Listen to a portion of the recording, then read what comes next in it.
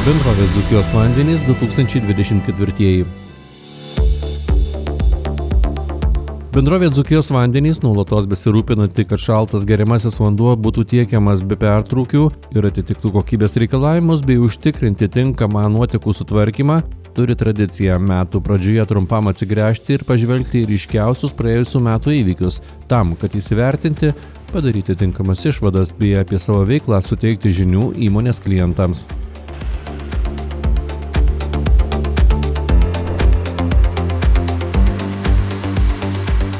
2024 neišsiskyrė ypatingais įvykiais. Kaip visuomet, didžiausios pastangos ir dėmesys buvo skiriami pagrindiniai bendrovės veiklai. Be to buvo įgyvendinami projektai, prie centralizuotų tinklų prijungiami nauji vartotojai, rūpinamasi aplinka, bendrauta su visuomenė, bet apie viską iš eilės.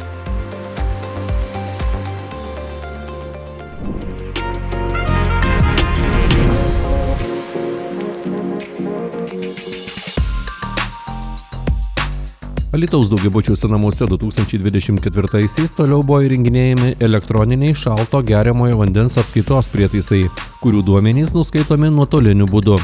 Per praėjusius metus išmaniaisiais pakeisti 6746 prietaisai, 102 daugiabučiuose namuose.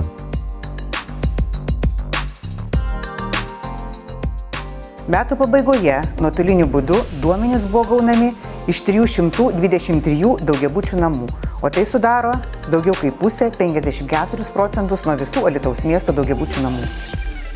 Visus šalto vandens apskaitos prietaisus, kurių mieste 29 000, išmaniaisiais daugiabučiuose namuose numatyta pakeisti iki 2028 metų.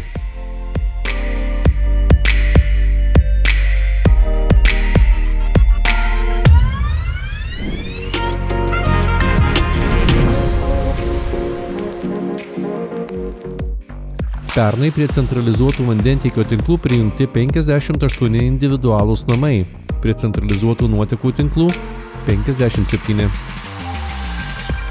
10 naujų įmonių prijungta prie centralizuotų vandentiekio tinklų, tiek pat prie nuotekų tinklų. –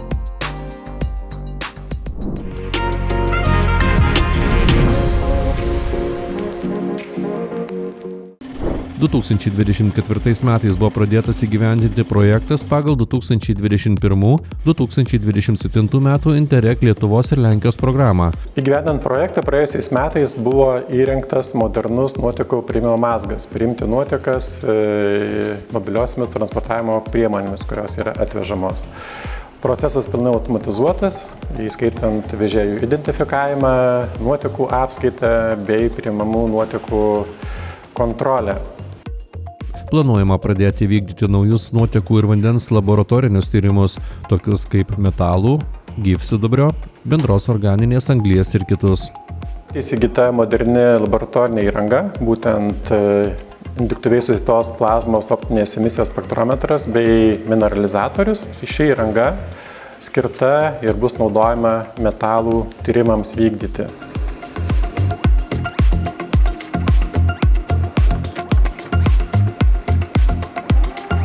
Projektas įgyvendinamas kartu su partneriais iš Lenkijos, Suvalkų miesto vandentvarkos įmonė. Planuojama projekto trukmė 1,5 metų.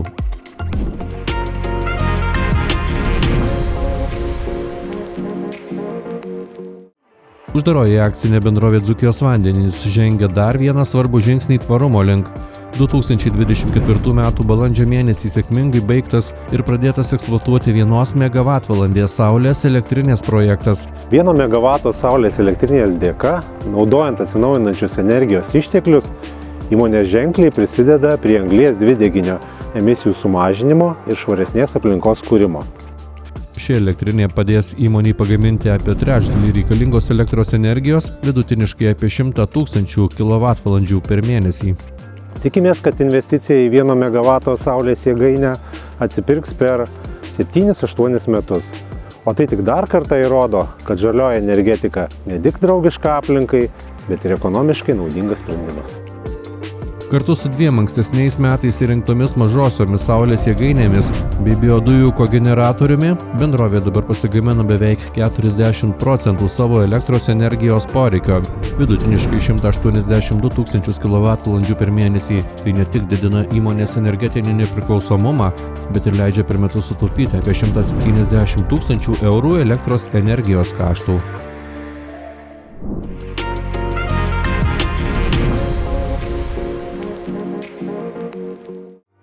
2023 metais duris atvėrusio klientų aptarnavimo centro Mano Alytus paslaugomis naudojasi vis daugiau alytiškių. Kaip žinia, centras aptarnauja ne tik Dzūkijos vandenų, bet ir Alytaus šilumos tinklų bei Alytaus regiono atliekų tvarkymo centro klientus. Per praėjusius metus centre Mano Alytus iš viso apsilankė 5988 interesantai. Dzūkijos vandenų specialistai iš to skaičiaus aptarnavo 1448. Jau netrukus Mano Alytus klientai galės naudotis interneto savitarna. –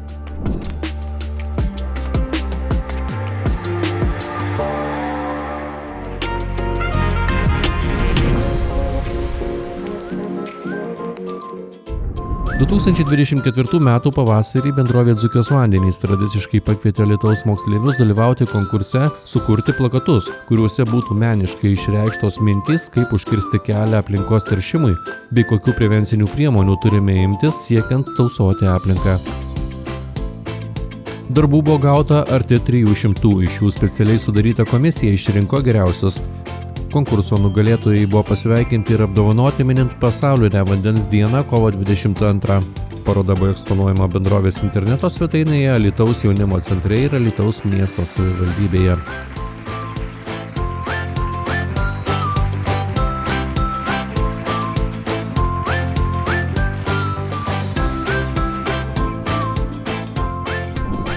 Pernai jau 5. kartą vos prasidėjus naujiems mokslo metams visi Alytaus pirmokėliai sulaukė svečių iš Dzūkijos vandenų.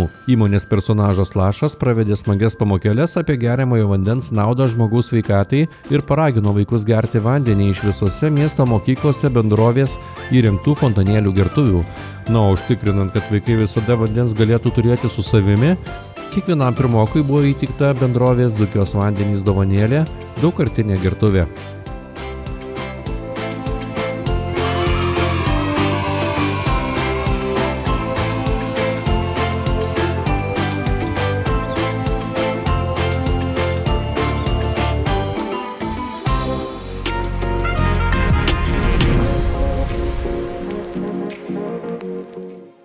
2025 metais bendrovė Dzūkijos vandenys be patikimų šalto vandens tiekimo ir nuotekų tvarkymo paslaugų užtikrinimo suplanavusi šiuos darbus. Kauno gatvėje pastatyti vandens kaupyklą. Projekto tikslas – užtikrinti sklandų nuotekų tvarkymą, atitikti aplinkosaugos reikalavimus ir sumažinti užtvindimo riziką. Siekiant užtikrinti kuo kokybiškesnės paslaugas, numato rekonstruoti vandentiekio tinklus Kalniškės gatvėje, nuo Žuvinto Naujosios gatvės iki Aukštos zonos rezervuarų Artojų gatvėje. Taip pat numatoma tęsti nuotolinio nuskaitymo geriamojo vandens apskaitos prietaisų įdiegimo darbus tiek daugiabučiuose, tiek individualiuose namuose. Toliau bus vykdomi kiti suplanuoti darbai, įgyvendinami pradėti projektai.